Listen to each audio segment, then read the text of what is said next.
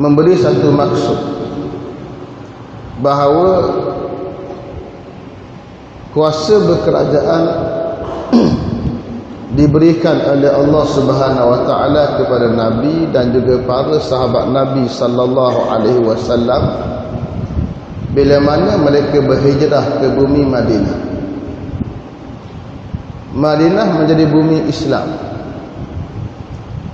yang mana sebaik sahaja Nabi sallallahu alaihi wasallam berhijrah ke bumi Islam ini, maka seluruh orang-orang Islam yang ada di Makkah diwajibkan untuk berhijrah ke negeri Yathrib ataupun negeri Madinah,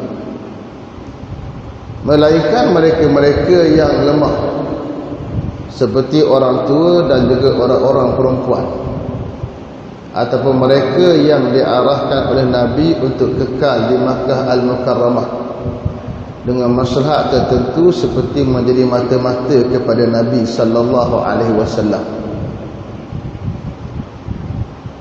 Dan hukum hijrah ke negeri Madinah itu kekal hinggalah sampai tahun yang ke-8 hijrah Nabi sallallahu alaihi wasallam, bila mana Nabi membuka kota Mekah. Lalu baginda sallallahu alaihi wasallam mengisytiharkan, la hijrata ba'dal fathi walakin jihadun waliyah. Tidak ada lagi hijrah selepas pembukaan dengan maksud pembukaan kota Mekah, tetapi yang ada ialah jihad dan juga niat.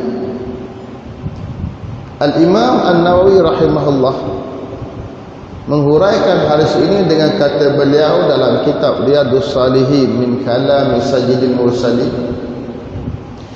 Kata beliau, li anna Makkah sarat darul Islam, kerana Makkah telah jadi negeri Islam. Artinya hijrah para sahabat Nabi sallallahu alaihi wasallam meninggalkan kota Makkah kerana kota itu kota yang kufur kepada Allah, diwajibkan untuk berhijrah ke negeri Madinah, kota orang Islam yang boleh memberi keamanan dan keselamatan kepada akidah mereka.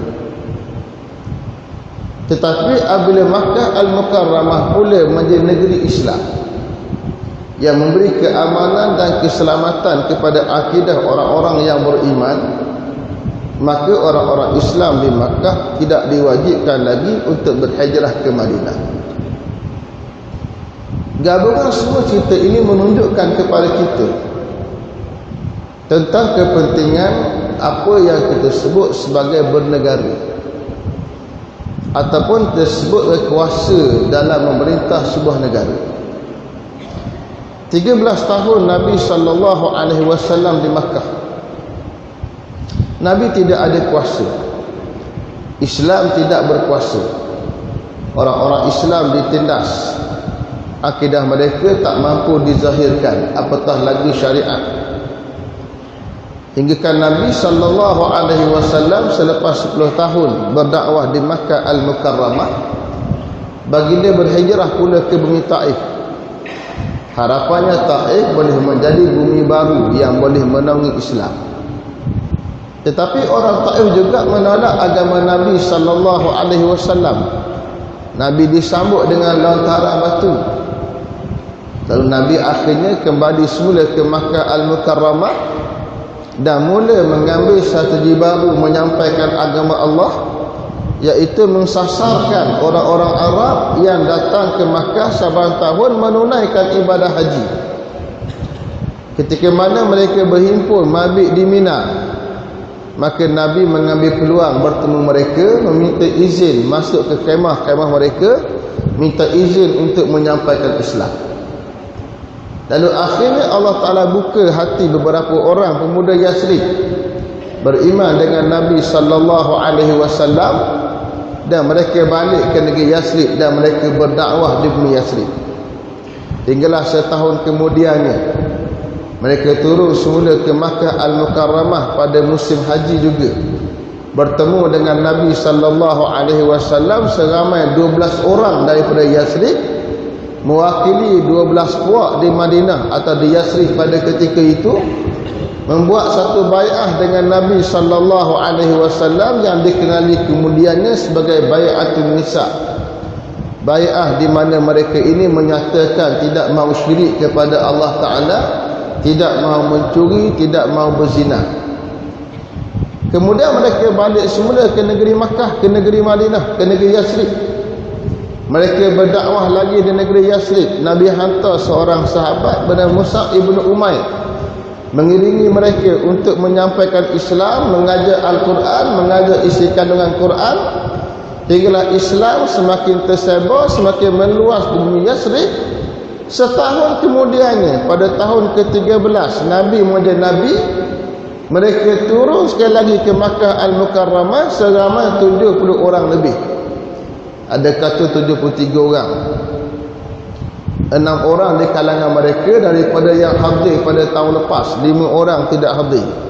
Mereka datang bertemu Nabi sallallahu alaihi wasallam di kawasan Mina juga pada musim haji, dan mereka membuat satu bai'ah dengan Nabi sallallahu alaihi wasallam yang dipanggil sebagai bai'atul harbi, bai'ah perang.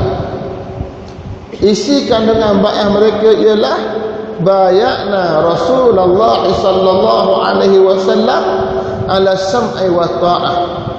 Kata Al-Bara ibn Azib, kata Ubadah ibn Samit, kami bai'ah Nabi sallallahu alaihi wasallam untuk dengar dan juga taat fil usri wal yusur, ketika mana sukar, ketika mana senang.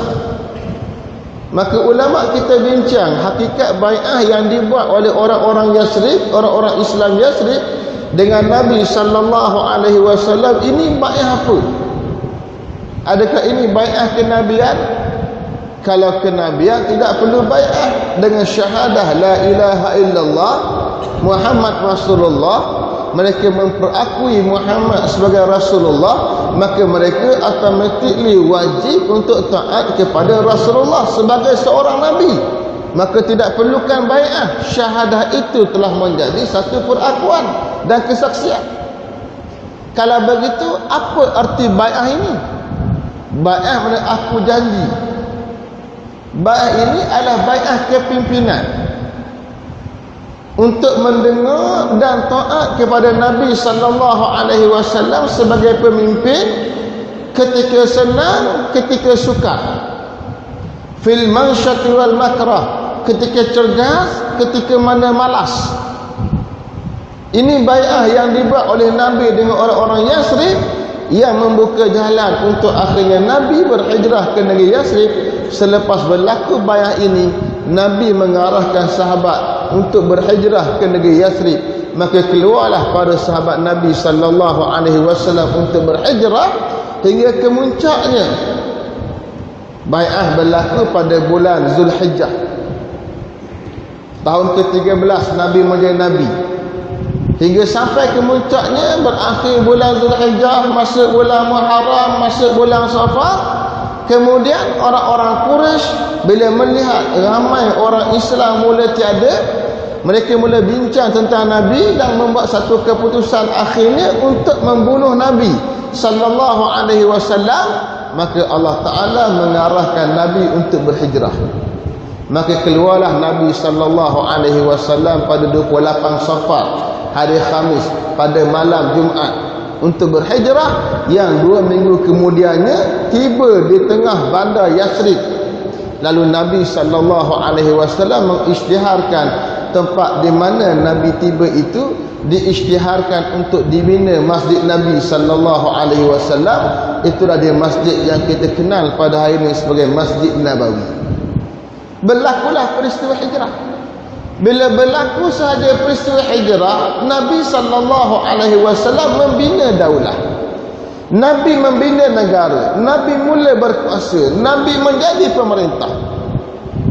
Bila Nabi menjadi pemerintah, Nabi mulakan dengan beberapa asas penting. Antaranya membentuk satu piagam yang dipanggil Mitsaqul Madinah. Satu piagam yang menggambarkan kerangka berkerajaan Nabi sallallahu alaihi wasallam kerangka memerintah Nabi sallallahu alaihi wasallam digambarkan bagaimanakah bentuk kewarganegaraan melibatkan orang Islam dan juga orang bukan Islam, apa hak mereka dan apa tanggungjawab mereka.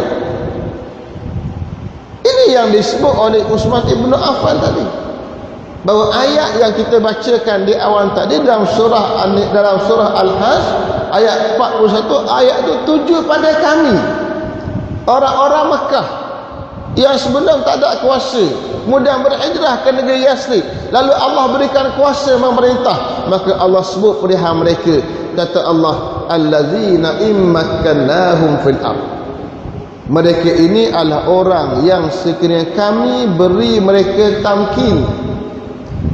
Tamkin, makkana yumakkinu tamkin, satu perkataan menggambarkan kekuasaan. Bila Allah Ta'ala bercerita tentang Nabi Allah Yusuf, yang Allah beri kekuasaan kepada Yusuf untuk menguruskan hal ehwal kewangan negara Mesir, Allah guna perkataan makkana, kami beri dia kuasa. Bila Allah bercerita tentang Zulkarnain, seorang raja yang hebat, yang bergerak pusing dunia, Allah gunakan perkataan makkana juga, kami beri dia kuasa. Kata Allah, allazina immakkannahum, orang-orang mereka ini adalah orang yang sekiranya kami beri mereka tamkin, beri mereka kuasa, apa mereka buat? Aqamus salah, pertama mereka menegakkan salah. Wa atau zakah, kedua mereka tunaikan zakat. Wa amaru bil ma'ruf wa nahaw 'anil munkar, yang ketiga mereka melaksanakan tanggungjawab amar ma'ruf nahi munkar, walillahi aqibatul umur, dan menjadi milik Allah kesudahan bagi segala perkara. Dikala tiga perkara itu dilaksanakan, akhirannya, kesudahannya terserah kepada Allah Subhanahu wa taala. Ayat sebelum ayat ini adalah cerita tentang orang Mekah yang hijrah ke Madinah, yang Allah beri hak untuk bangkit mempertahankan diri dengan senjata. Ayat sebelumnya menyebut uzina lil ladzina yuqataluna bi annahum zulimu wa innallaha ala nasrihim laqadir. Diberi izin berperang kepada orang-orang yang diperangi kerana mereka dizalimi, dan sesungguhnya Allah untuk membantu mereka sangat berkuasa. Ayat ini turun sebaik Nabi tiba ke Madinah. Di Makkah Al-Mukarramah, walaupun orang Islam kena macam-macam penyaksaan, penderaan, hingga ada yang mati syahid. Sumayyah mati syahid, suaminya Yasir mati syahid. Ammar anaknya dipaksa mengucapkan kata-kata kufur, hingga Allah turunkan ayat berkaitan dengan ungkapan kufur kerana cerita itu. Tetapi apa yang disebut oleh Nabi kepada mereka ialah sabran ya ala Yasir, sabar wahai keluarga Yasir, fa inna mau'idakumul jannah, sesungguhnya janji kamu adalah syurga. Itu sahaja ungkapan Nabi, menyuruh mereka bersabar, tidak membalas kekerasan musuh, walaupun sampai peringkat mencederakan jasad, sampai peringkat mencabut nyawa, tercabut nyawa, tapi mereka tak dibenarkan membalas secara kekerasan dengan maksud tidak boleh berperang. Tetapi bila mana Nabi hijrah ke Madinah, sahabat hijrah ke Madinah, sebaik tiba di Madinah, Allah turunkan ayat bagi izin perang. Kenapa? Kata sebagian ulama, kerana orang Islam telah ada kuasa yang membolehkan mereka menggerakkan satu yang namanya perang untuk mempertahankan diri, dengan maksud Allah sekarang telah bagi izin. Dulu Allah tak bagi izin, sekarang Allah bagi izin. Bila Allah bagi izin? Bila sudah ada negara. Maka Allah menegaskan bahawa Allah boleh beri bantuan kepada mereka. Allah sangat berkuasa. Siapa mereka yang diberi izin berperang ini? Allah sambung lagi cerita, allazina ukhriju min diyarihim bighairi haqq. Mereka adalah orang-orang yang diusir keluar, meninggalkan tanah air mereka, iaitu Makkah Al-Mukarramah, tanpa sebab yang sebenar. Illa an yaqulu rabbuna Allah, melainkan kerana mereka menyatakan Rabb kami adalah Allah. Lalu Allah tegaskan konsep walaula dafa'allahi nasa ba'dahum bi ba'd. Kalau tidak kerana Allah Ta'ala menolak hati sebahagian manusia untuk menentang sebahagian manusia yang lain, lahuddimat sawami, tentu nanti akan dirobohkan tempat-tempat ibadah, sawami, bi'un, salawat. 3 bentuk tempat ibadah orang-orang yang dipanggil ahli kitab, Yahudi atau Nasara. Wa masajid, akan dirobohkan masjid-masjid, yuzkaru fiha hasmullahi katsira, yang semua tempat-tempat ini disebut nama Allah dengan banyak. Artinya konsepnya ialah Allah buka hati sebahagian manusia untuk berhadapan dengan sebahagian manusia yang lain, supaya ada satu sunnah, sunnah tadafuq, sunnah pertembungan antara yang baik dengan yang jahat. Ada yang baik, mesti ada orang jahat, mesti ada orang baik yang akan mempertahankan kebenaran untuk menentang orang-orang yang jahat. Di situlah kebaikan akan sentiasa dipertahankan. Allah tegaskan konsep itu untuk menyatakan kamu telah diberi izin berperang. Berperang itu untuk menyelamatkan agama, menyelamatkan akidah, menyelamatkan syariat, menyelamatkan akhlak, menyelamatkan orang yang kena zalim. Sambungan ayat itu ialah ayat yang kita baca tadi. Allazina immakkannahum fil ardh. Mereka juga itu orang yang diusir keluar dari Mekah tadi, mereka yang diberi izin berperang tadi, mereka ialah orang immakkannahum fil ardh. Jika kami beri mereka kuasa, apa mereka buat? Mereka buat 3 perkara tadi. Aqamus salah, menegakkan salah. Yang kedua, ita'uz zakat, tunaikan zakat. Yang ketiga, al-amru bil ma'ruf wan nahyu 'anil munkar, melaksanakan amar ma'ruf nahi munkar. Ini 3 perkara.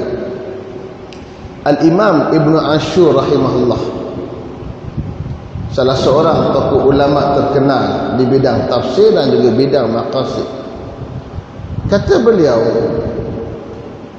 iqamatus salah, menegakkan salah, itu menunjukkan kepada kewajipan iqamatuddin, menegakkan agama. Falidilalati ala iqamatiddin, menegakkan salah itu petunjuk kepada menegakkan agama. Kemudian ita'uz zakat, tunaikan zakat, liyakuna afradun nasi mutaqaribina fi nizami ma'asyidin.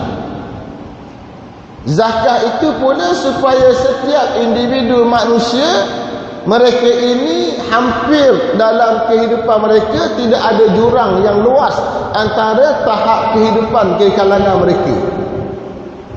Dan al-amru bil ma'ruf wan nahyi 'anil munkar, amar ma'ruf nahi munkar, itu adalah petunjuk untuk taknim qawaninil Islam, untuk kita mentakninkan, menjadikan undang-undang, iaitu undang-undang Islam dilaksanakan. Artinya ayat ini mengajar kepada kita tanggungjawab orang yang berkuasa.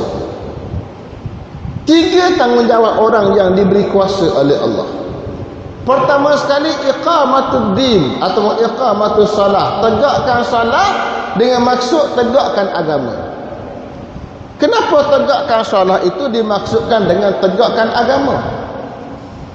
Apa makna tegak agama? Agama ad-din. Ad-din, makna sebenar ad-din ialah tunduk dan juga patuh. Wa ma umiru illa liya'budullaha mukhlishina lahuddina. Tidaklah mereka diarahkan melainkan untuk mereka menjadi hamba kepada Allah dalam keadaan mukhlis, mentuluskan, lahuddina, untuk Allah itu ad-dina, ketundukan dan kepatuhan. Itu mana ad-din. Tunduk dan patuh. Tunduk dan patuh pada siapa? Tunduk dan patuh kepada Allah. Iqamatuddin, menegakkan agama, makna menegakkan kepatuhan dan ketundukan manusia kepada Allah. Tanggungjawab pemerintah ialah nak pastikan manusia tunduk dan patuh kepada Allah, nak pastikan rakyat tunduk dan patuh kepada Allah. Itu tugas besar pemerintah.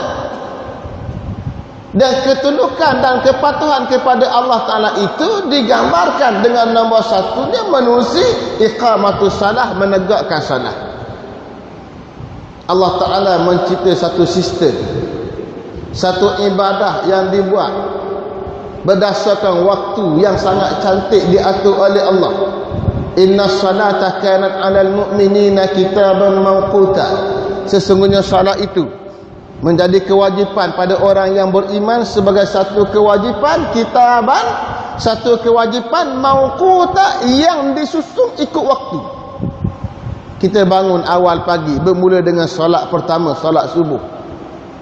Kita keluar bekerja, kita berehat tengah hari, datang pula solat zuhur. Kita masuk kerja, berakhir kerja, datang pula solat asar. Kita balik rumah, nak masuk maghrib, datang pula solat maghrib. Nak rehat pula malam, tidur, datang pula solat isyak. Kemudian manusia tidur, bangun esok, subuh, sembahyang subuh pula. Allah atur satu ibadah yang 5 kali sehari semalam, yang hukum asalnya yang Allah nak bagi ialah 50 waktu sehari semalam. Allah kurangkan dalam peristiwa Al-Mi'raj kepada 5 kali sehari semalam dengan pahala yang sama 50 kali sehari semalam, menjadi satu kewajipan yang berwaktu untuk atur manusia ini agar sentiasa tunduk dan patuh kepada Allah dalam tempoh satu hari dia hidup atas muka bumi Allah Subhanahu wa ta'ala. Apa saja aktiviti kemanusiaan yang dia buat akan ditandai dan diperingatkan oleh 5 ibadat solat ini. Maka manusia akan setia tunduk dan patuh kepada Allah dengan melaksanakan ibadah salat, dan salat pula menjadikan manusia tunduk dan patuh, kerana sepanjang ibadah itu dibuat ia mendekatkan diri kepada Allah dengan segala lafaz salatnya, ungkapan yang kita sebut, semuanya menggambarkan ketundukan dan kepatuhan kepada Allah Ta'ala. Sebab itulah salat menjadi satu benda yang besar, termasuk dalam penentuan boleh ke tidak memerangi seorang pemerintah yang melakukan perkara mungkar. Nabi menceritakan, Nabi kata nanti akan ada pada pemerintah fata'rifuna wa tunkirun. Kamu nanti akan suruh pemerintah ini buat perkara makruf dan larang mereka buat perkara mungkar. Barang siapa yang suruh mereka meninggalkan mungkar, maka dia akan selamat. Panjang hadis dia. Kemudian sahabat tanya, afala nuqatiluhum? Bolehkah kita memerangi mereka ya Rasulullah? Memerangi pemerintah yang melakukan perkara mungkar tadi? Memerangi dengan senjata boleh ke tidak? Lalu kata Nabi SAW, la, tak boleh. Tak boleh diperangi pemerintah yang buat mungkar dengan senjata. Tak boleh. Masallu, selagi mana pemerintah itu salat. Huraian oleh para alim ulama dengan maksud salat yang bukan hanya pemerintah itu buat untuk peribadi dia. Arahan yang dibuat kepada rakyat untuk melakukan ibadat salat, dibuat sistem, diuruskan sistem untuk manusia melakukan ibadat salat. Usaha menegakkan ibadat salat itulah menjadi penyelamat kepada seorang pemerintah yang melakukan kemungkaran untuk tidak diperangi menggunakan senjata. Tetapi yang ada hak pada kita lah menegur mereka menggunakan mulut, menggunakan lidah, menggunakan apa sahaja lain daripada menggunakan kekerasan yang menyebabkan berlaku pertumpahan darah. Menunjukkan kepada kita bahawa solat bukan perkara kecil, menjadi kewajipan kepada seorang pemerintah. Dia bukan hanya kewajipan individu, kewajipan bernegara. Kerana itu Allah Ta'ala buat sistem, ada solat berjamaah. Ya, kalau tak ada orang menunaikan salat dalam satu kampung, semua orang berdosa semua. Hingga mewujudkan tempat namanya masjidun, tempat orang sujud kepada Allah. Di mana-mana kampung mesti ada masjid. Sama ada manusia buat Jumaat ke tak buat Jumaat, mesti ada masjid. Kenapa? Nak memastikan ketundukan berjama'i masyarakat setempat kepada Allah Subhanahu Wa Ta'ala. Ni kawasan Gombak ni, banyak mana, berapa puluh dan mungkin berapa ratus masjid dan surau yang ada. Semua makhluk bangkit pada waktu seumpama ini untuk menundukkan dirinya kepada Allah, bukan hanya bersifat individu fardi, tapi bersifat jama'i, beramai-ramai. Dikala kita sedang berkuliah pada pagi ini, banyak mana surah masjid yang juga sedang berkuliah mengajak manusia tunduk dan patuh kepada Allah seusai solat subuh kita pada pagi ini. Ini sistem yang Allah Ta'ala buat. Sistem yang Allah Ta'ala buat menegakkan solat ini menjadi lambang menegakkan agama Allah, menjadikan manusia bukan hanya pemerintah tunduk kepada Allah, rakyat juga tunduk kepada Allah. Kerana itu Nabi bagi nama bagi negara baru Yasrib itu dengan nama Al-Madinah. Al-Madinah asal kalimah din. Din makna agama, Madinah bumi orang beragama. Atas din dengan mana tunduk dan patuh, Madinah bumi orang yang tunduk dan patuh. Satu isyarat bahawa bumi ini orangnya, pemerintahnya, rakyatnya tunduk dan patuh kepada Allah. Bila manusia, pemerintahnya, rakyatnya tunduk dan patuh kepada Allah, maka bumi itu bumi yang paling barakah, bumi yang akan mendapat nikmat. Allah akan limpahkan dengan pelbagai nikmat ekonomi, kebaikan sosial, keamanan, keselamatan, semuanya ada bila bumi itu menjadi bumi yang Allah Ta'ala redha, bila pemerintahnya, rakyatnya tunduk kepada Allah Subhanahu Wa Ta'ala. Kerana itulah para alim ulama bila bincang bab yang kita sebut sebagai as-siyasah asy-syar'iyyah, polisi pemerintahan menurut Islam, politik Islam, pemerintah Islam. Ulama kita mengarang buku-buku yang sangat banyak tentang ketatanegaraan dalam Islam, tentang konsep kenegaraan, penubuhan kerajaan, melantik pemerintah, syarat pemerintah, melantik wazir, menteri-menteri, syarat menteri-menteri, apa dia kementerian yang patut diwujudkan, apa kewajipan pemerintah, melibatkan kemudahan awam, melibatkan hak rakyat, itu ini semua pengurusan ini dibincangkan oleh ulama dulu, awal lagi, dalam puluhan, ratusan kitab. Ilmu yang dipanggil ilmu ketatanegaraan. Apa mereka sebut pada muqaddimah kitab mereka? Kita ambil seperti apa yang disebut oleh Al-Imam Al-Mawardi dalam kitab beliau Al-Ahkam As-Sultaniyah, dan juga oleh Abu Ya'la Al-Farra dalam kitab beliau namanya sama, Al-Ahkam As-Sultaniyah juga. Dua kitab dengan nama yang sama, dua pengarang yang berbeza, yang hidup pada satu zaman dari dua mazhab yang berbeza. Al-Imam Al-Mawardi bermazhab Syafi'i, Al-Imam Abu Ya'la bermazhab Hambali, karang satu kitab dengan tajuk yang hampir sama, tajuk yang sama, Al-Ahkam As-Sultaniyah, hukum hakam pemerintahan. Bila? Pada abad yang keempat, 300 ke atas, tahun 300 Hijri ke atas, itu saat mereka hidup. Karang buku dengan tajuk yang sama dan isi kandungan pun tidak jauh beza, lebih kurang sama. Hingga ulama rasa pelik, kenapa isi lebih kurang sama, cuma perbezaan pada perincian-perincian. Yang disebut oleh Al-Imam Mawardi tentang konsep pemerintahan. Al-Imamah. Al-Imamah maknanya kepimpinan, menjadi pemimpin utama bagi sebuah kerajaan, negara Islam, ketua negara. Al-imamah, konsep imamah, konsep pemerintahan, maudhu'atun, dicipta li khilafatin nubuwah, untuk menggantikan nabi, menggantikan kenabian. Pemerintahan yang dibuat hakikatnya adalah untuk menggantikan kenabian. Menggantikan kenabian macam mana? Fi iqamatiddin, dalam melaksanakan dua tugas. Satunya iqamatuddin, menegakkan agama. Wa siyasatu dunya bih, yang kedua untuk siasah, menguruskan dunia dengan agama. Ini dia kewajipan pemerintah.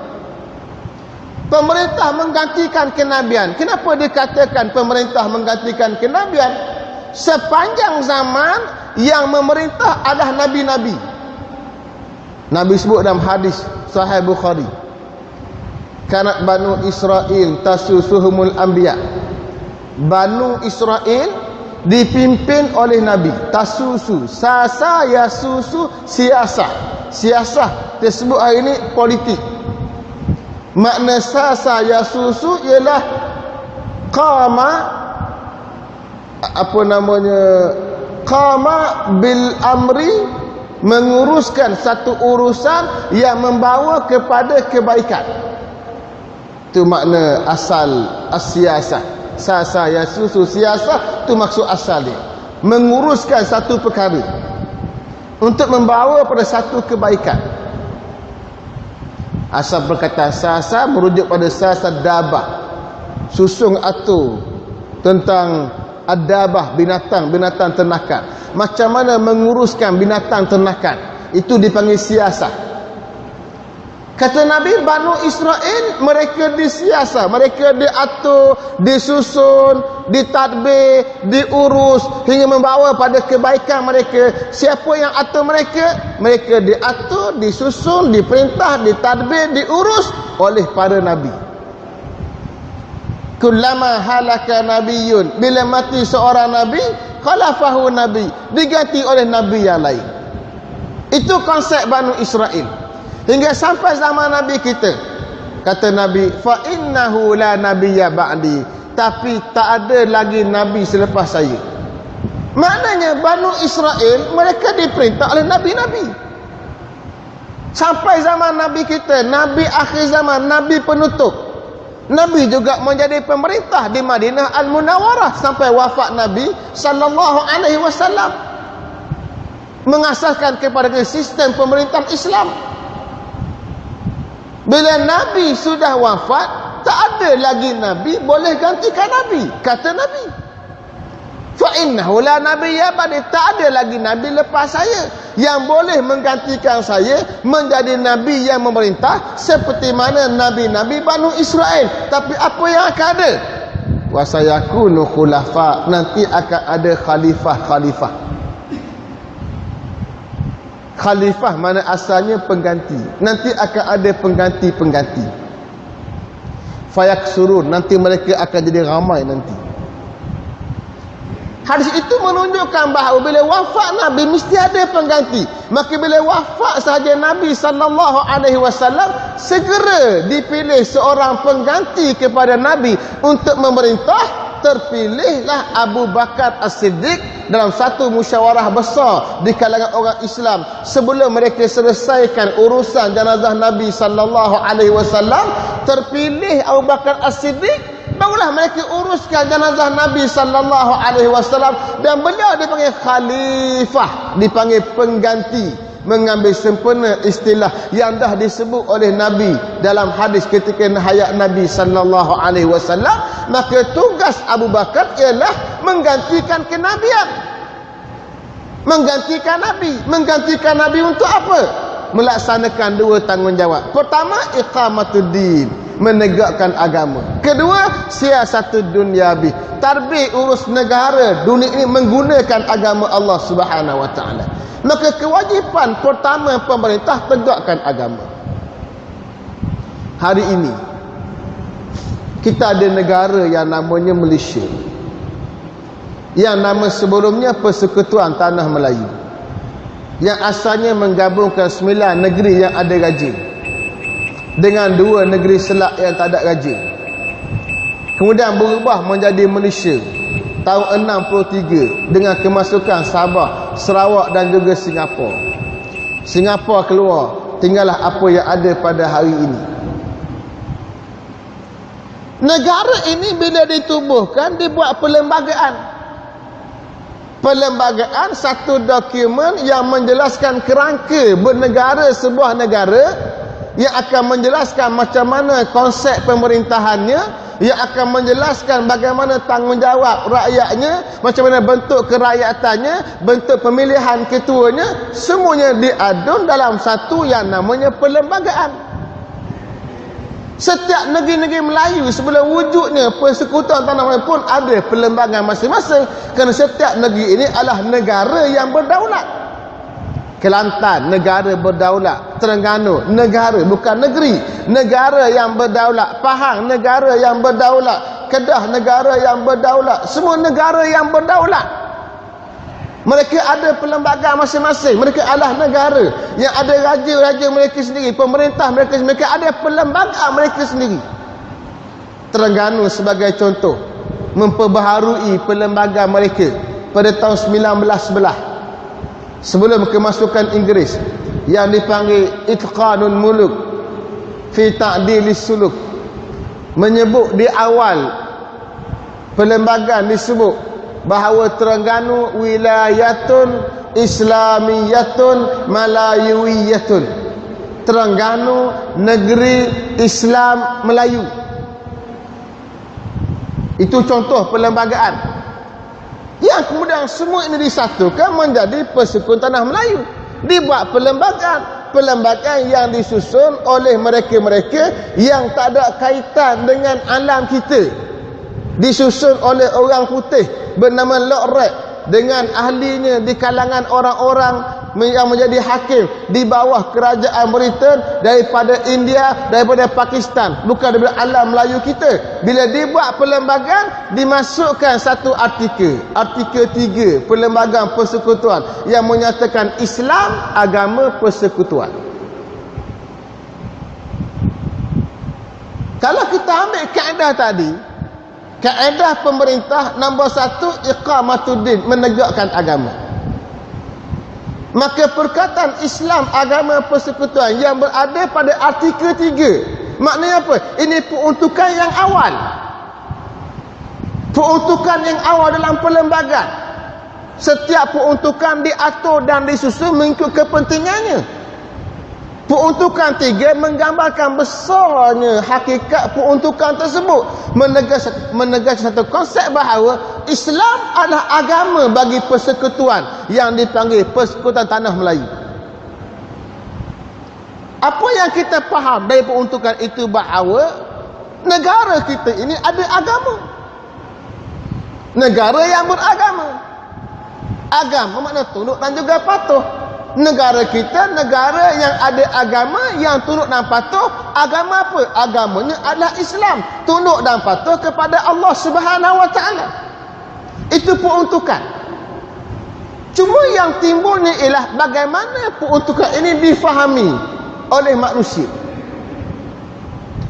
Untuk melihat kefahaman manusia terhadap peruntukan ini, sejauh mana kekuatan peruntukan ini nak menggambarkan Islam satu agama yang berkuasa, yang memayungi negara ini, kita lihat menerusi beberapa kes yang dibawa ke mahkamah. Sangat malang. Beberapa kes yang dirujuk ke mahkamah yang meminta tafsiran kepada peruntukan Islam agama persekutuan tidak menunjukkan bahawa Islam itu bermaksud Islam yang menguasai segala bentuk urus tadbir negara. Kita ambil contoh kes tahun 97, bila mana 3 orang budak pakai serban kena pecat daripada sekolah kerana pakai serban, sedangkan guru besar buat peraturan tidak boleh pakai serban. 3 orang budak ini bawa kes ke Mahkamah Tinggi Seremban, dibicarakan. Peguam berhujah bahawa peraturan yang dibuat oleh Cikgu Fatimah itu melarang kanak-kanak 3 orang itu memakai serban. Peraturan itu tidak berperlembagaan, tidak ikut perlembagaan, bercanggah dengan perlembagaan. Apa perlembagaannya? Perlembagaan menyatakan Islam agama persekutuan, mana Islam yang tertinggi lah. Mana-mana peraturan yang bercanggah dengan Islam terbatal. Pakai serban ni sebahagian pakaian Islam. Bila dibuat peraturan tak boleh pakai pakaian Islam, artinya peraturan itu bercanggah dengan perlembagaan menyatakan Islam agama persekutuan, maka ia terbatal. Hujah yang dikemukakan oleh peguam ini dipersetujui oleh hakim, dan hakim membuat penghakiman bahawa kanak-kanak ini betul dan guru besar itu salah, peraturan itu bercanggah dengan perlembagaan. Menangkis. Itu tafsiran oleh hakim bahawa makna Islam agama persekutuan, Islam duduk atas sekali lah. Tapi bila dibawa ke mahkamah lagi tinggi yang lebih berhak untuk mentafsirkan perlembagaan, dibawa ke mahkamah rayuan, mahkamah rayuan menafikan tafsiran yang dibuat oleh Hakim Datuk Muhammad Noor di Mahkamah Tinggi Seremban tadi. Kata hakim-hakim mahkamah rayuan, bukan itu tafsiran yang betul. Bagi Islam agama persekutuan, kena balik rujuk kepada niat orang yang buat perlembagaan. Orang yang buat perlembagaan ketika mana susun perlembagaan ini bukan bermaksud Islam paling tinggi, tidak. Bukan itu maksud dia. Maka Hakim Datuk Muhammad Noor terkhilaf dalam penghakiman tersebut. Itu mahkamah rayuan. Bila dibuat ke tempat lagi tinggi, mahkamah persekutuan paling tinggi, paling akhir, mahkamah tak bahas poin ini. Maka kekalah mahkamah rayuan itu yang menetapkan kepada kita apa tafsiran bagi Islam agama persekutuan. Masih kabur. Kabur macam mana? Kabur hingga menyebabkan hakim-hakim boleh berbeza pandangan dalam mentafsirkan peruntukan. Maka peruntukan ini sepatutnya diberi satu tafsiran yang jelas. Nak beri tafsiran yang jelas bahawa makna Islam agama persekutuan ialah Islam itu yang mendominasi. Makna semua kena rujuk pada Islam. Tak ada satu peraturan yang boleh ada atas muka bumi namanya Malaysia, kalau bercanggah dengan Islam dia terbatal. Sepatut itu yang kita mahu, itu yang patut berlaku. Tapi ia tidak berlaku. Banyak mana undang-undang, banyak mana peraturan, banyak mana sistem pentadbiran yang tidak ikut cara Islam. Dalam pengurusan kewangan, pengurusan kewangan menggunakan kaedah riba, adakah ia bertepatan dengan Islam? Sepatut terbatal lah. Kita ambil contoh negara kita dalam pengurusan kewangan negara, membuat pinjaman dengan mengeluarkan bon-bon yang dibeli oleh KWSP sebagai contoh, dibeli oleh pelbagai lagi apa namanya tabung-tabung, seperti tabung-tabung melibatkan insurans, takaful dan sebagainya. Bon-bon yang dijual, yang dikeluarkan oleh kerajaan, itu cara kerajaan mendapat duit untuk menguruskan negara. Dan bon itu ialah pinjaman kerajaan daripada mereka yang kerajaan akan bayar bunga kepada mereka. Mana kerajaan meminjam cara bunga. KWSP meminjamkan duit pada kerajaan mendapat untung dengan berniaga hutang. Hutang itulah untung, hutang itulah yang kemudian diagihkan kepada mereka-mereka yang mencarum dalam KWSP sebagai dividen. Kalau ambil keadaan Islam agama persekutuan, maknanya tindakan kerajaan itu bercanggah dengan Islam kerana terlibat dengan riba.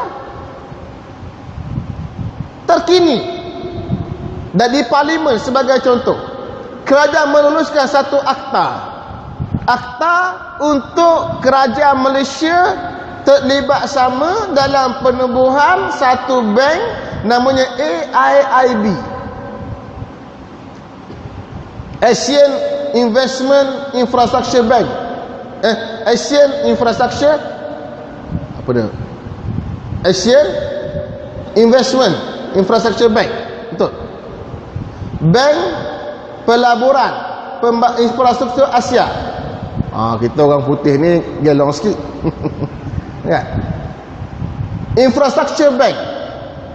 Satu bank infrastruktur. Bank yang ditaja oleh China.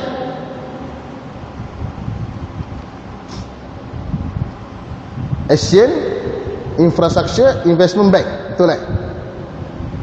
Bank ini ditubuhkan oleh China dengan modal 50 bilion. Tujuannya untuk memberikan pinjaman kepada negara-negara di ASEAN yang ingin melaksanakan pelbagai infrastruktur mereka. Kerajaan tidak ada modal, tidak ada duit, maka kerajaan boleh meminjam dengan bank ini untuk membangunkan pelbagai infrastruktur mereka. Itu tujuan penubuhan bank ini. Ditaja oleh China dengan modal 50 bilion, telah dipersetujui oleh 58 negara untuk menjadi antara pemegang sahamnya dan pengasasnya. Dan Malaysia juga telah bersetuju, telah turunkan tanda tangan, maka dibawa ke parlimen untuk diluluskan, dan parlimen meluluskan. Saya membangkang pelibatan kerajaan dengan AIIB ini, dengan Bank Pelaburan Infrastruktur ASEAN ini. Kenapa? Kerana bank ini berasaskan riba. Bank ini dikatakan melabur. Bukan melabur. Kalau melabur sebenarnya ikut fahaman kita orang Islam, beri duit untuk kita berkongsi untung dan rugi. Yang ni beri duit pinjam pada mana negara yang perlukan modal untuk buat pembangunan. Bukan beri pinjam saja. Beri pinjam adalah keuntungan dia, yang dipanggil interest, yang dipanggil bunga. Menggalakkan sistem riba berkembang lagi. Sedangkan sistem riba di bank-bank inilah yang telah merasakkan ekonomi dunia pada hari ini. 30 tahun, dari tahun 80-an, 90-an dan tahun 2000 ke atas hingga tahun 2010, 30 tahun itu menyaksikan lebih 100 krisis perbankan dunia melibatkan bank-bank riba ini. Menimbulkan krisis dunia. Maka tak sepatutnya kerajaan Malaysia yang meletakkan dalam perlembagaannya Islam Agama Persekutuan melibatkan diri dengan penubuhan satu bank riba di peringkat dunia. Bila timbul di parlimen, kata kerajaan, kita tidak berhasrat meminjam, dan kita pun tak perlu meminjam dengan bank ini jika ditubuhkan nanti.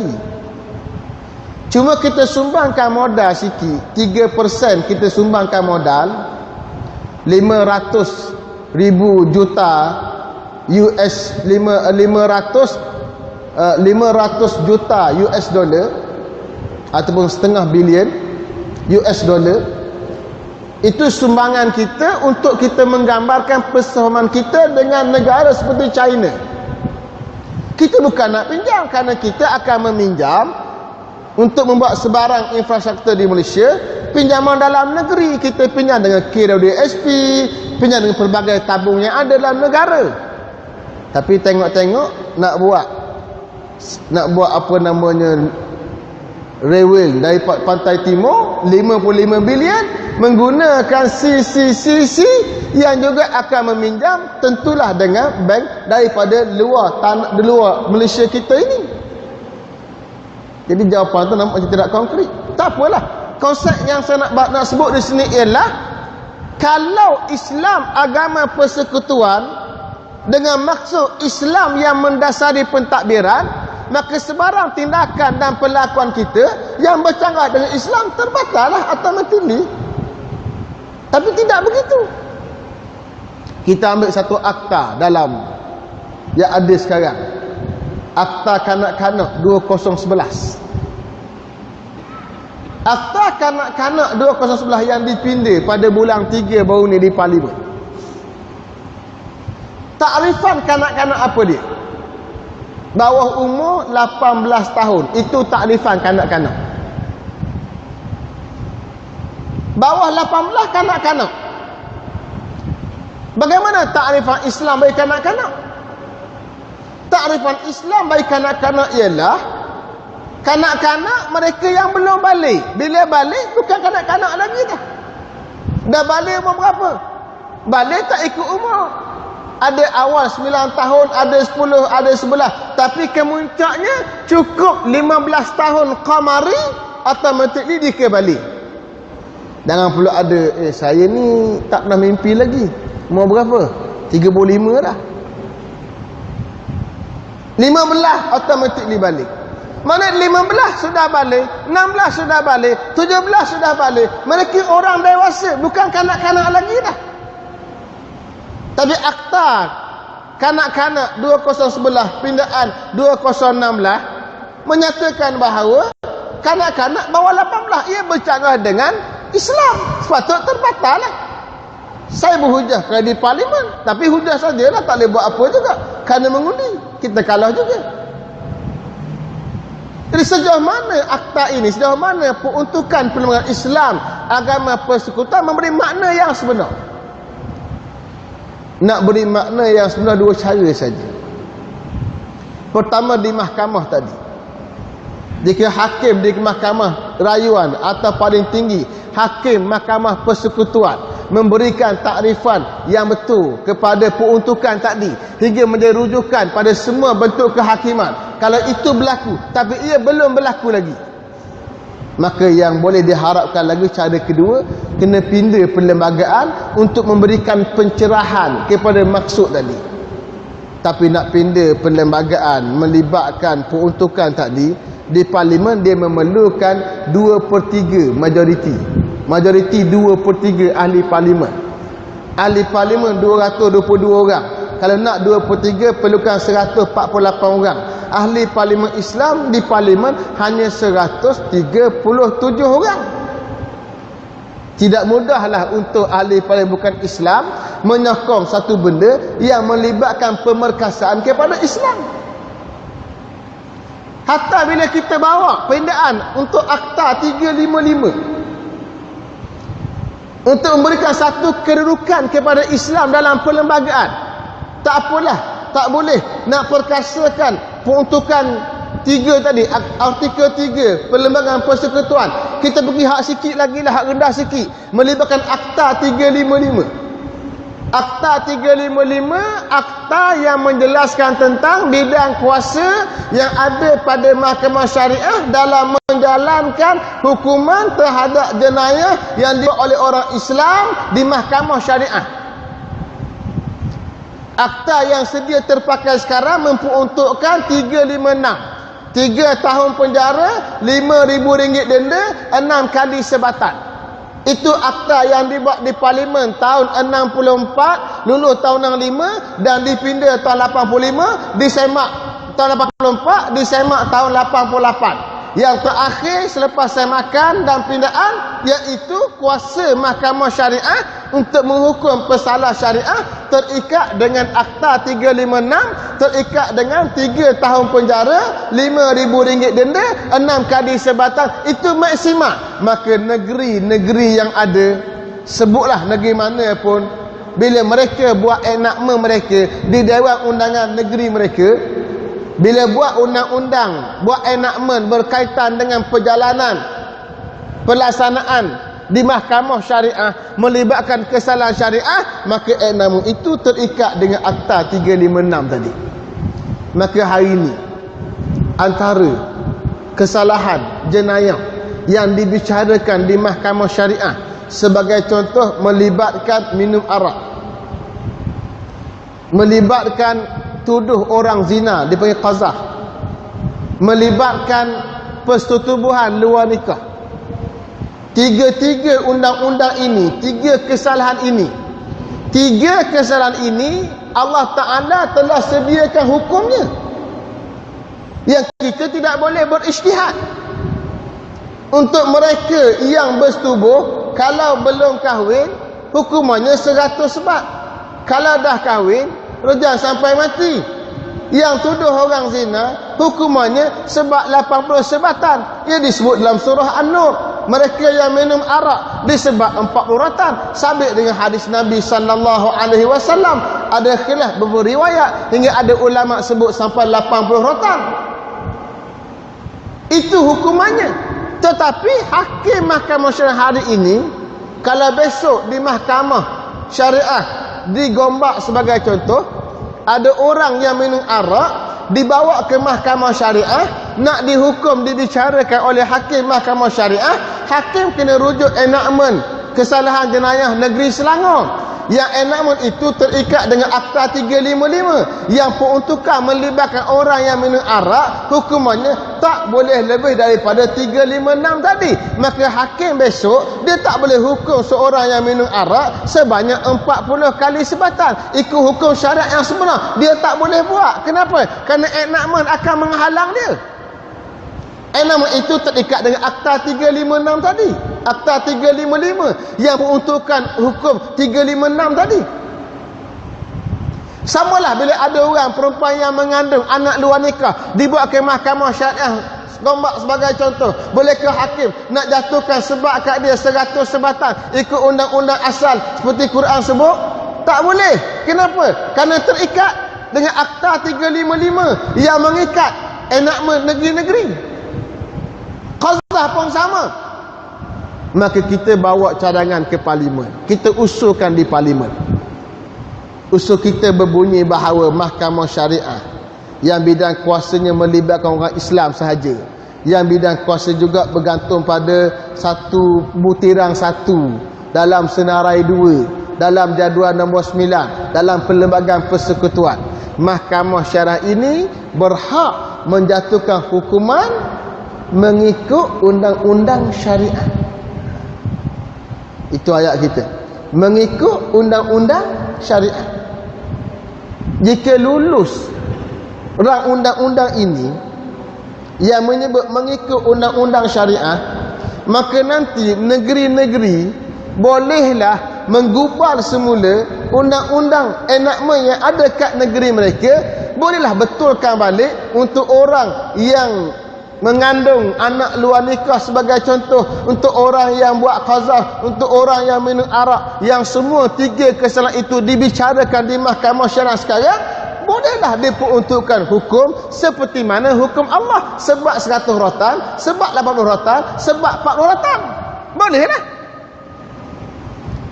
Tapi itu baru kita usulkan di parlimen. Nak dapat kelulusan pula bukan benda yang mudah. Perlukan 112 orang ahli parlimen menyokong. Yang ada di parlimen 137, tapi ada pelbagai pandangan. Parti itu kata begini, parti ini kata begini. Ia cabaran besar bagi Islam untuk diperkasakan. Itu baru melibatkan mahkamah syariah. Tujuan kita bawa untuk memperkasakan kedudukan Islam itu sendiri. Kerana menjadi tanggungjawab orang yang berkuasa nombor 1 apa dia? Iqamatuddin, menegakkan agama, biar agama itu berdaulat dulu. Itu satu. Yang kedua, tanggungjawab kedua, wa atau zakah, tunaikan zakah, yang ditafsir oleh Al-Imam Ibn Ashur yang saya sebut di awal tadi. Ia menunjukkan kepada agar individu manusia dalam negara tersebut kehidupan mereka mutaqaribin, menjadi dekat, tak ada jurang yang jauh dari sudut kehidupan mereka. Cerita zakat, cerita ekonomi, cerita duit. Apa yang manusia miliki, harta yang manusia miliki, bila disimpan cukup tempoh dia, cukup haul dia, mesti dikeluarkan zakat. Harta yang diperoleh manusia kerana bekerja, gaji yang hanya diisytihad oleh banyak negeri, mesti keluar zakat. Orang yang berniaga dapat hasil dia cukup setahun, dia kena keluar zakat. Ada pula zakat fitrah. Ada zakat yang hari ini tidak dilaksanakan oleh pemerintah umat Islam. Apa dia? Zakat melibatkan barang galian yang namanya minyak. Minyak barang galian, dia masuk kategori hukum rikas. Rikas satu peraturan dalam zakat yang mewajibkan dikeluarkan 20%, sebaik dikeluarkan 20% mesti dikeluarkan sebagai zakat. Hari ini tak ada sebuah negara yang membayar zakat untuk minyak. Tak ada. Termasuk Malaysia, termasuk negara Arab. Jika zakat dibayar oleh pemerintah Islam untuk zakat minyak, sebaik dikeluarkan. Dia dua keadaan. Satu, minyak keluar. Lepas minyak keluar, dia diproses, diperniagakan. Hak diperniagakan ada untung. Hak tu zakat perniagaan, lain tu. Petronas dia keluar minyak. Minyak itu dijual kemudiannya dengan pelbagai proses. Dapat untung kerana berniaga minyak, untung kerana berniaga. Yang tu zakat lain, itu zakat berniaga, cukup setahun kena bayar. Tapi zakat minyak sebaik keluar kena bayar. Seorang ulama terkenal di bidang ilmu ekonomi Islam, Dr. Qarahdari, yang sekarang menjadi setiausaha kepada Kesatuan Ulama Islam Sedunia yang dipimpin oleh Dr. Yusuf Qardawi. Beliau menyatakan, kalau negara-negara umat Islam ini, negara teluk sahaja, membayar zakat untuk hasil minyak yang mereka keluar, dianggarkan dalam tempoh setahun lebih daripada 100 bilion US dollar boleh dibayar dan diagihkan kepada mereka yang berhak dari sudut zakat. Lebih 100 bilion dolar. 100 bilion ni makna 100 ribu juta. Nilaian kita hanya kalau ikut Malaysia semalam RM4, 4 sen, 1 dolar, makna 440 ribu juta, 440 bilion dalam setahun. Zakat sahaja, negara teluk sahaja, kerana mereka mengeluarkan hasil lebih kurang 30 juta sehari hasil minyak. Tuan-tuan, 100 bilion orang Islam di dunia, jumlah semua rakyat manusia di dunia hari ini lebih kurang 5 bilion lebih, hampir 6 bilion. Orang Islam sahaja 2 bilion lebih. 2 bilion lebih ni bukan semua miskin, sebahagiannya miskin. Kalau miskin, negara-negara miskin ini ditangani dengan zakat minyak sahaja yang Allah beri sebagai nikmat bagi negara-negara teluk ini, selesailah masalah kemiskinan melibatkan orang Islam seluruh dunia. Hanya dengan zakat minyak, tak masuk zakat perniagaan mereka lagi. Kita di Malaysia sebagai contoh, saya ambil contoh hak lama sikit, tahun 2005. Minyak yang dikeluarkan oleh Petronas tahun 2005 bernilai 160 bilion. 160 bilion. Minyak saja, bukan hasil daripada Petronas. Petronas campur macam-macam dah. Hasil minyak sahaja 160 bilion. Kalau 160 bilion sebaik dikeluarkan zakat dia, dan zakat peruntukan khusus, bukan untuk semua orang, peruntukan untuk fuqara, masakin, gharimin, amilin, firriqab, ibnu sabil. Ini peruntukan untuk mereka. 160 bilion ambil 20%, makna 32 bilion. 32 bilion jika diagihkan khusus untuk tabungan fuqara dan masakin. Innamas sadaqatu lil fuqara wal masakin wal amilin. Untuk fakir, untuk miskin, untuk amil dia, untuk firriqab, orang yang sedang nak bebaskan diri daripada perhambaan, untuk gharimin, untuk ibnu sabil, anak jalanan yang hidup mengempat, ataupun orang yang terputus bekalan makanan kerana musafir dia.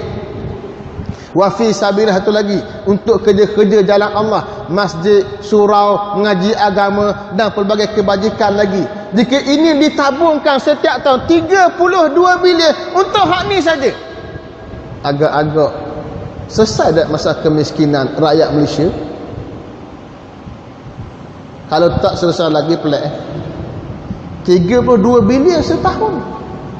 Rakyat Malaysia 30 juta. 30 juta ini B40, M40, T20. B40 40% rakyat Malaysia yang pendapatan 3,500 ke bawah. M40 40% rakyat Malaysia pendapatan 3,500 hingga 6,500. T20 20% rakyat Malaysia berpendapatan 6,500 dan ke atas.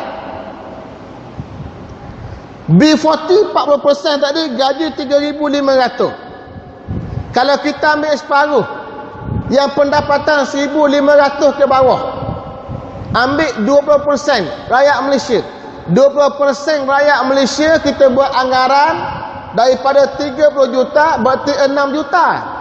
6 juta ni maknanya kalau kita bagi pada keluarga, ada 1 juta keluarga yang sedang miskin memerlukan bantuan, yang mungkin pendapatan mereka 1,500 ke bawah. Orang ke laut, nelayan, pekebun kecil, orang yang terlibat dengan industri getah, yang terlibat dengan bertani kecil-kecilan, orang yang kerja buruh kasar, yang orang panggil 3D hari ni, dirty, dangerous, dan satu lagi apa dia? Dirty, dangerous, difficult. Kerja bahaya, kerja sukar, dan kerja apa namanya kotor. Kalau 1 juta mereka ini dengan 30 bilion setahun, bukan 30 juta, 30 bilion, 30,000 juta. Maknanya kalau ada 2 juta, 1 juta keluarga miskin, peruntukan untuk dia boleh kita beri 30,000 setahun. 30,000 setahun bagi 12 bulan, 2,000 sebulan boleh bagi. Duit langsung kat mereka, bukan berim RM700 setahun. Ini yang jelas. Itu cerita 2005. Tahun lepas Petronas untuk laporan kewangan 2014, Petronas mendapat income 330 bilion, 332 bilion atau 329 bilion, saya lupa angka. 330 lah kita kata, 330 bilion tahun 2014.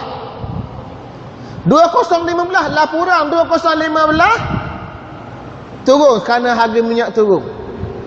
Yang 2014 minyak baru-baru nak turun. Masa tu GST baru diperkenalkan.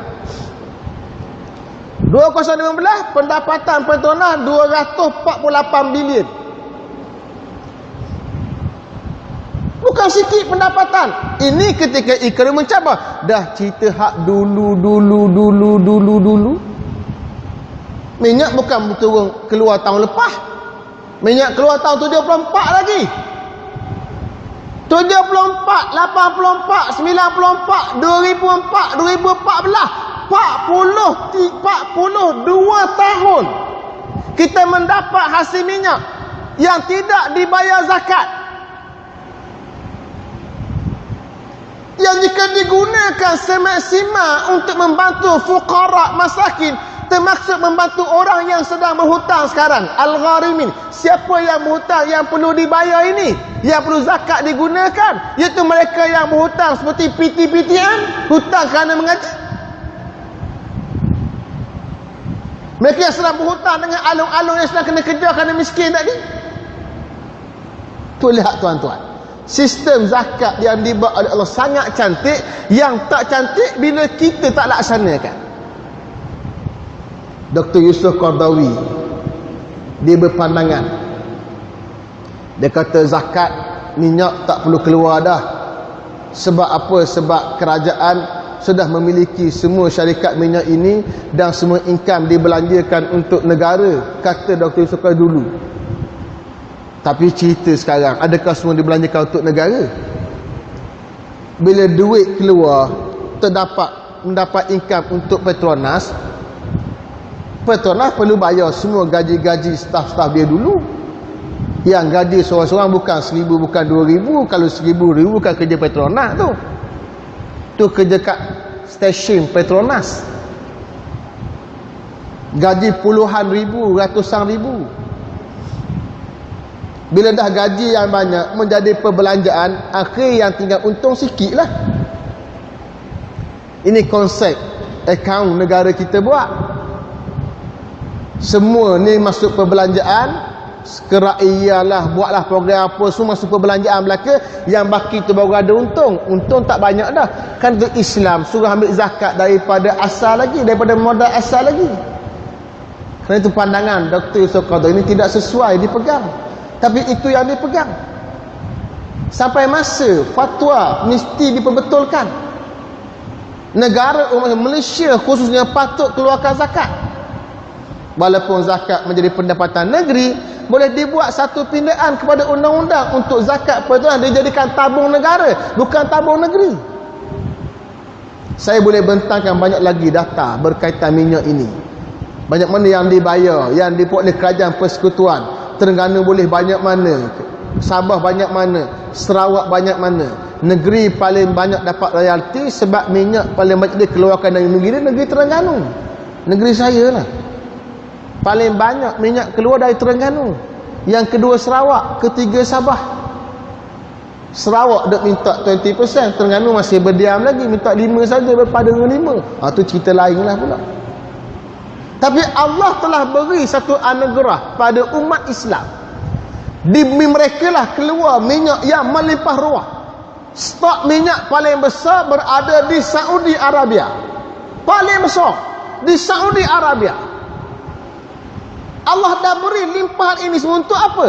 Untuk dikembalikan haknya kepada orang Islam. Jika ia digunakan semaksimalnya, maka percayalah umat Islam akan menjadi satu kuasa ekonomi yang sangat kuat.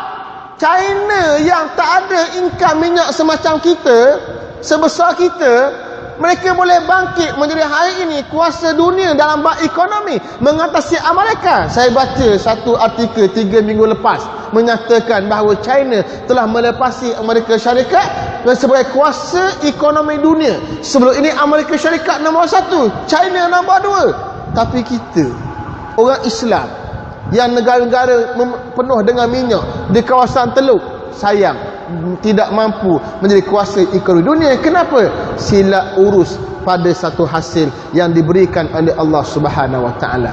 Maka kita kena balik kepada apa yang Quran cerita tadi, tanggungjawab pemerintah untuk menunaikan tanggungjawab zakat, yang hasil zakat itu menjadikan manusia yang miskin dan kaya akan menjadi makin merapat jurang perbezaan ekonomi mereka. Itulah sebahagian yang boleh saya sampaikan pada pagi ini, yang baik daripada Allah Subhanahu Wa Taala.